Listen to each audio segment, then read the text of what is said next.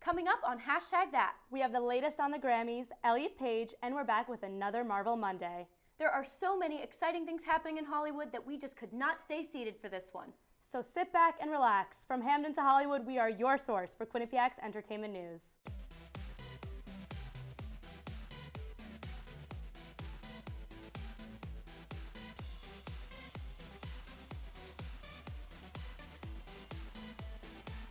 From Hamden to Hollywood, we are your source for Quinnipiac's entertainment news. How's it going, Hashtag? I'm Audrey Scafati. And I'm Gabby Brailovsky. We are so excited to fill you in on the latest Hollywood scoop. Harry Styles has released a new single and music video preceding his third album titled Harry's House. The album is set to be released on May 20th, almost 2.5 years after the release of his second album, Fine Line.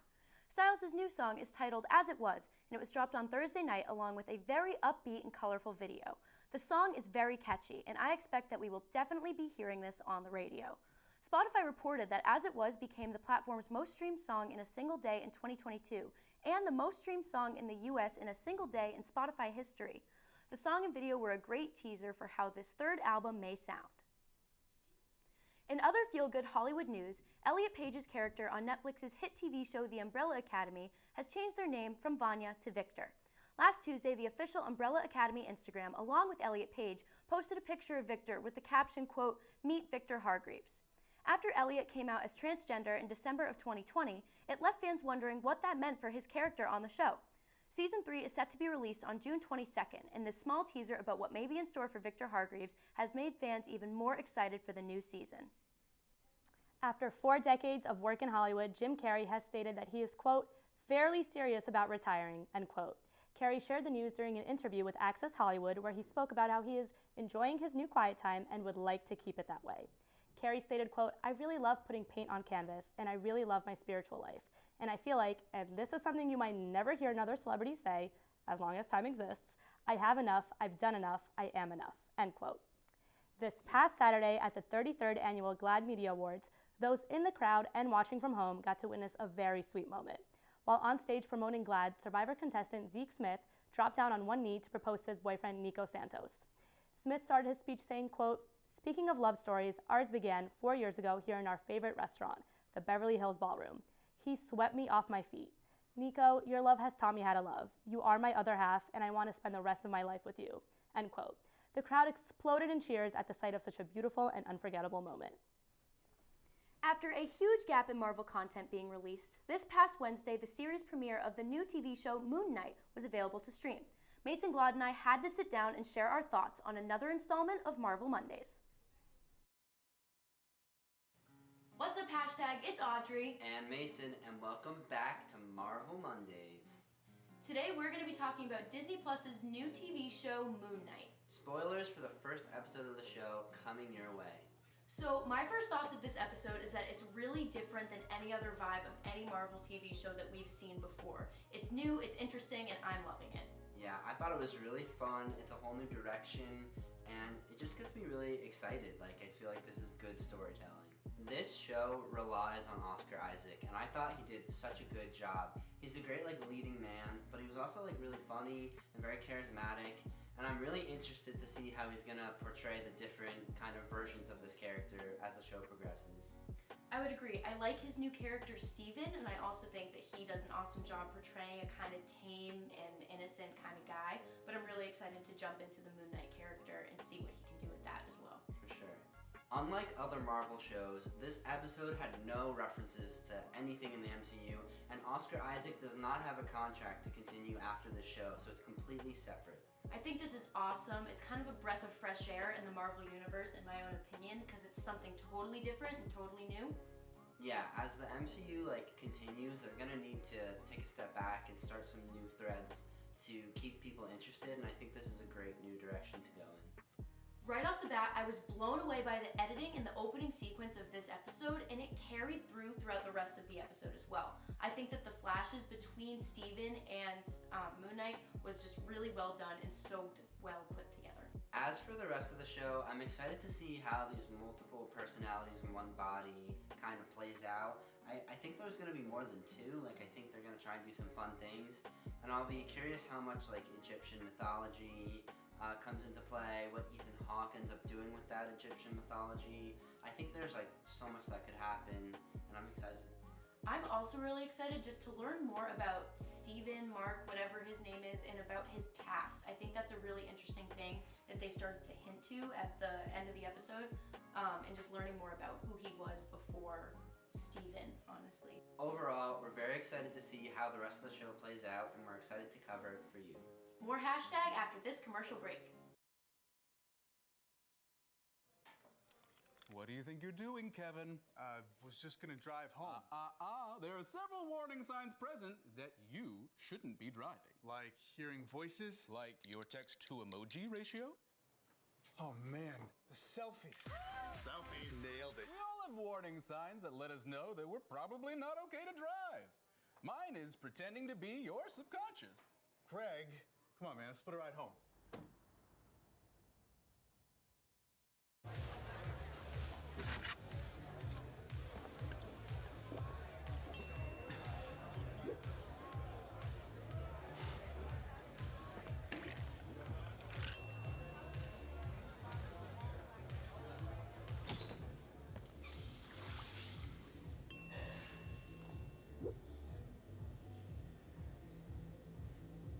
If you need to do something to feel okay to drive, you're not okay to drive. Don't drive buzzed. Multiple studies have shown that marijuana can slow both driver reaction and response time, which can be really dangerous. He's here. He's here. Wait. What? I can't drive. Why? My. Oh.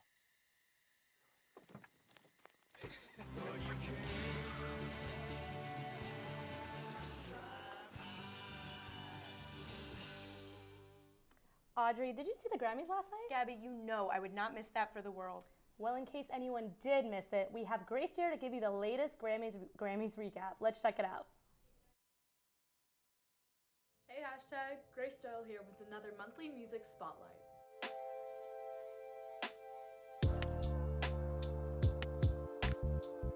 Last night we celebrated the biggest night in music, the Grammys. I'm here to bring you a rundown of the show's best moments.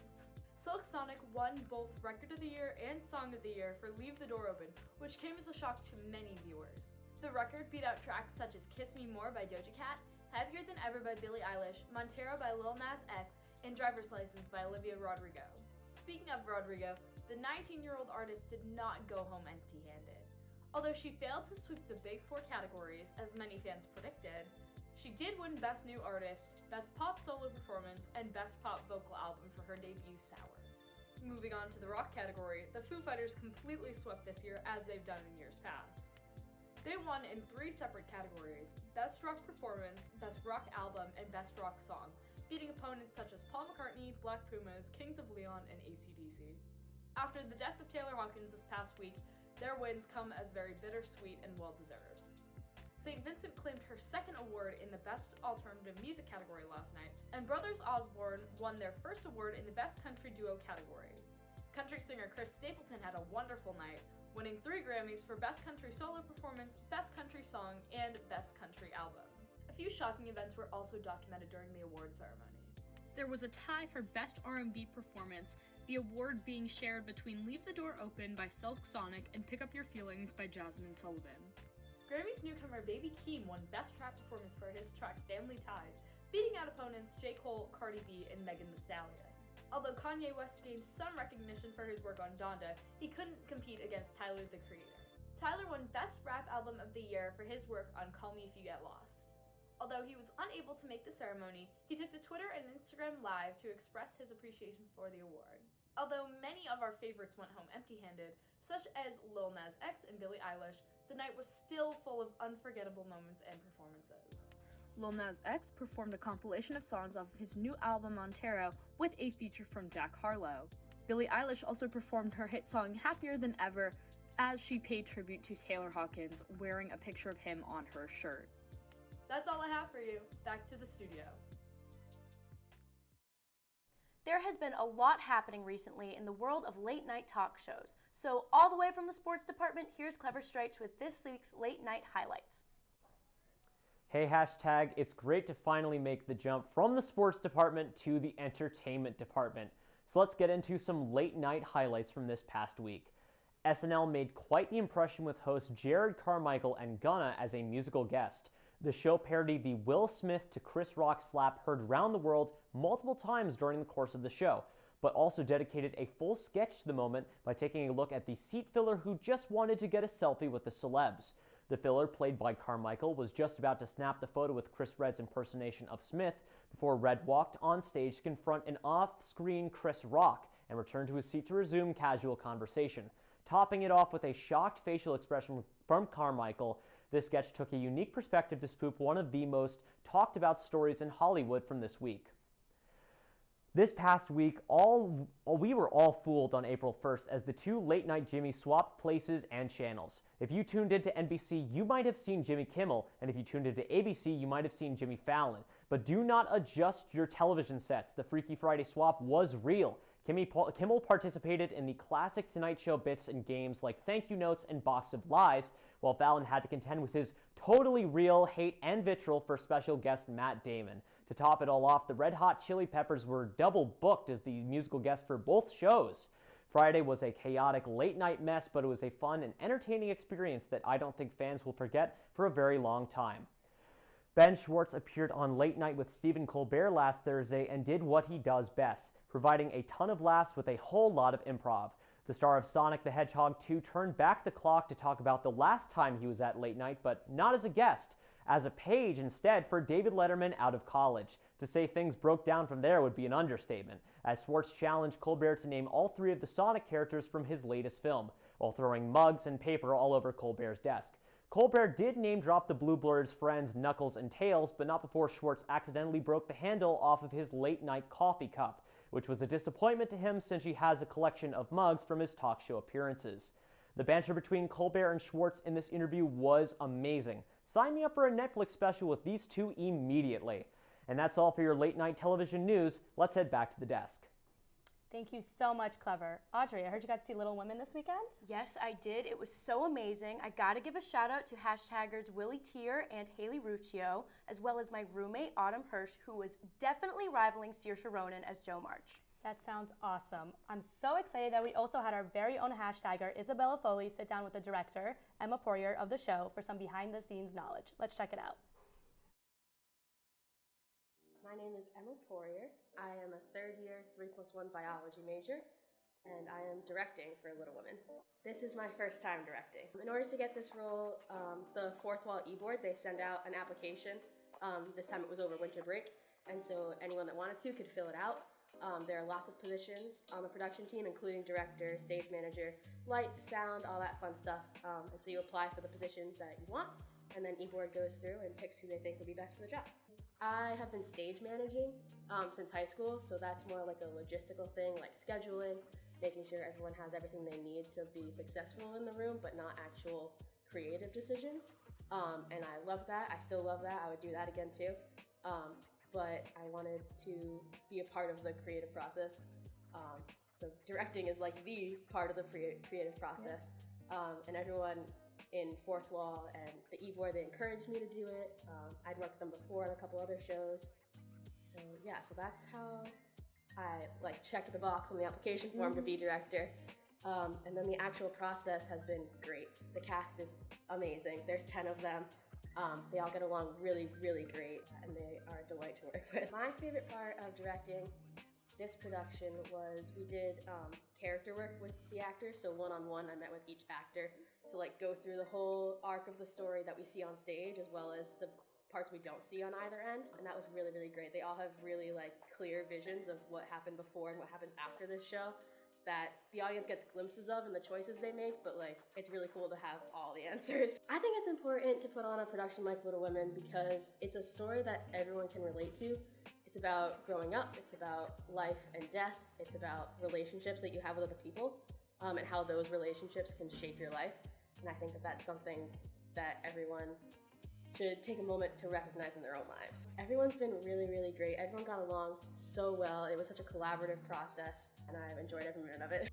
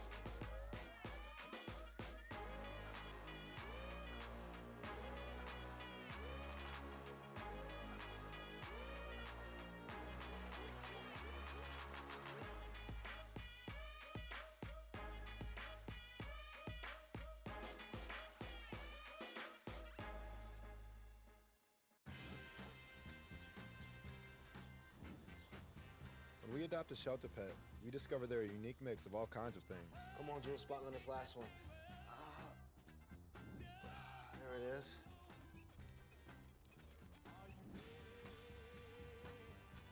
Keep going with it. Leo. They're a little bit of a lot of things, but they're all pure love.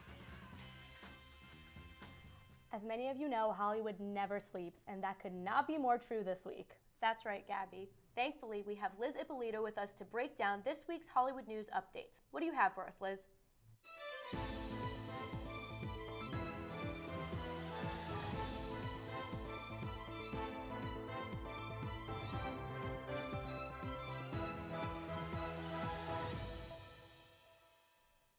Hi guys, I'm Liz Ippolito here to give you this week's Hollywood news update. To start, Machine Gun Kelly has weighed in on the Kanye West vs. Pete Davidson feud. During his March 30th appearance on SiriusXM's The Howard Stern Show, Machine Gun Kelly said, quote, "At the end of the day, we're young men trying to find our place in the world and figure it out. And it doesn't really help that you have a million voices ripping you apart," end quote. This fueled a fire between West and Machine Gun Kelly after West has been open about his opposition of his daughter North having TikTok and making a video to a Machine Gun Kelly song. Do you guys think Machine Gun Kelly should have stayed out of this feud, or do you think he said just the right thing?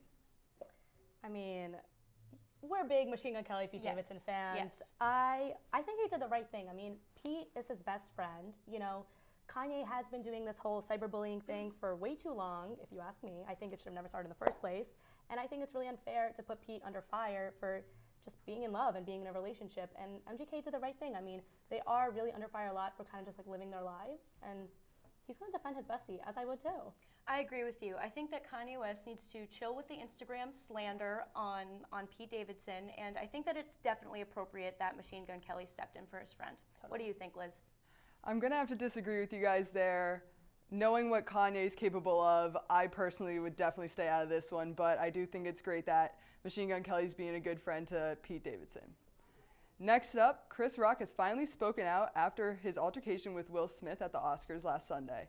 After making a G.I. Jane joke about Jada Pinkett Smith, who was suffering from alopecia, Will Smith stormed the stage and slapped Rock. Rock poked fun at this incident at his show in Boston this weekend, but he says he is, quote, still processing what happened, end quote. Rock is not filing a police report with LAPD, but authorities say they will complete one upon Rock's wishes. Since the incident, Smith has resigned from the Academy and Netflix has paused production of his upcoming film, Fast and Loose. What do you guys think about these recent updates in this stressful situation? Any thoughts on what new statements we can expect from Rock or Smith in the coming weeks?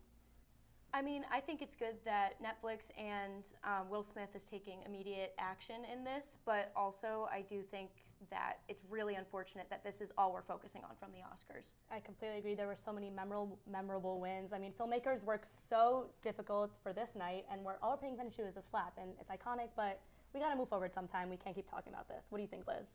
I agree. I think there was so much going on at the Oscars that we're not talking about, but I do think it's great that Chris Rock has the power in this situation so he could do what he's comfortable with. Finally, Sweet Life of Zack and Cody stars Cole Sprouse and Brenda Song reconnected last Wednesday when Sprouse crashed an interview featuring Song.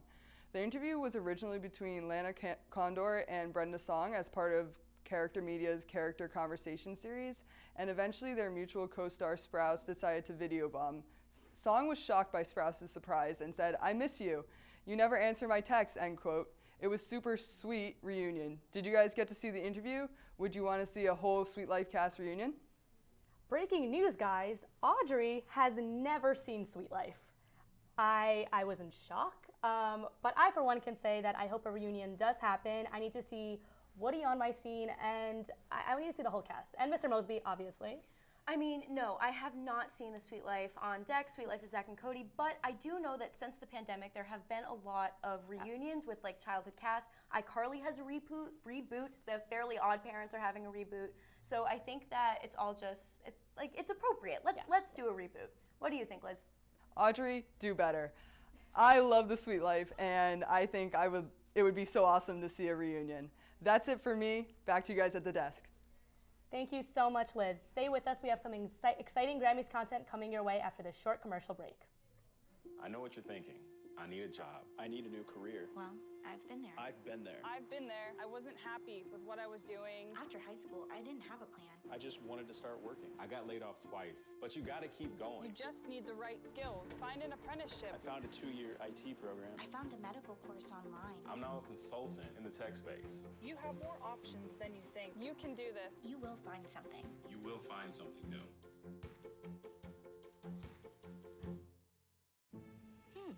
Maybe you can make retirement happen. After all, you made home ownership happen. Homeschooling yourself on loans, beefing up your credit score. So I'm pre-approved. You were like, yes! Sorry. Color coding listings, ticking boxes, and flushing every toilet in a 20-mile radius. Home sweet home. You aced house hunting. Now get the tips you need to get on track at aceyourretirement.org. Honey, what I think you need is a socket wrench. I played JV basketball. I'm sorry. I don't think it looks right. This is good, and it's all good, baby. Is it really all good?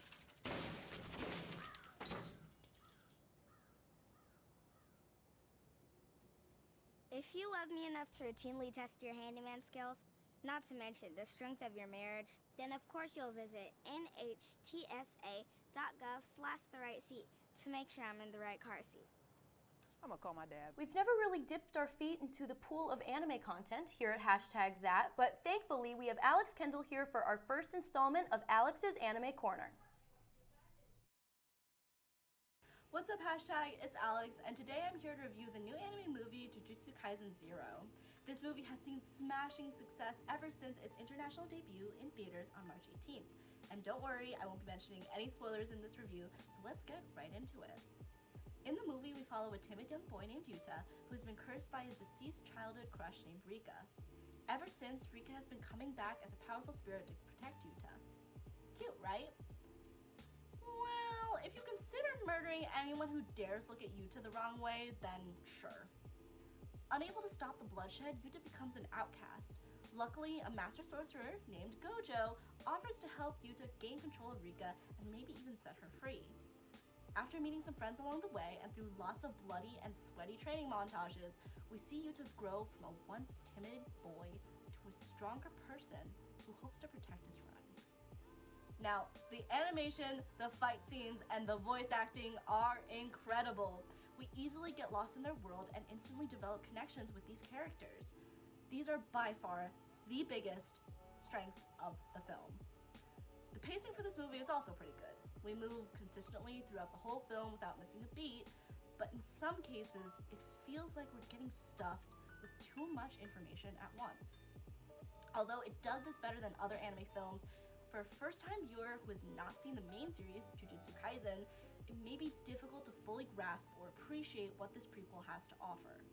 Even though it was advertised as a relatively standalone film, I would still recommend viewers to watch the main series, Jujutsu Kaisen, first. But if you're a fan of action, cool fight scenes, crazy creatures, powers, and underlying mystery, I would recommend this movie. The only catch is if you would be comfortable going in blind. Well, that was my take on the new anime film Jujutsu Kaisen 0. Will you add it to your watch list? That's it from me, hashtag. See you later. As you all may know, the Grammys were last night, and there are so many wins and losses that we must discuss. We have Haley here to discuss some wins of the night, and Gabby and I are going to share our thoughts on them and whether or not we agree, or if we were put in charge, would there have been a different winner?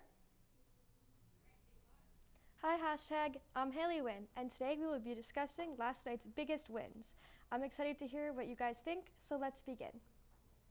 First up, Olivia Rodrigo took home the awards for Best New Artist, Best Pop Vocal Album, and Best Pop Solo Performance. What do you guys think about all of her wins? I mean, I think Olivia was extremely deserving of all the awards, but especially Best New Artist. I mean, she had such an amazing year. I was listening to her album all summer long. I mean, she's an amazing singer, and I think she's very deserving of all her awards. I agree with you. This year, she has totally taken off, totally soared.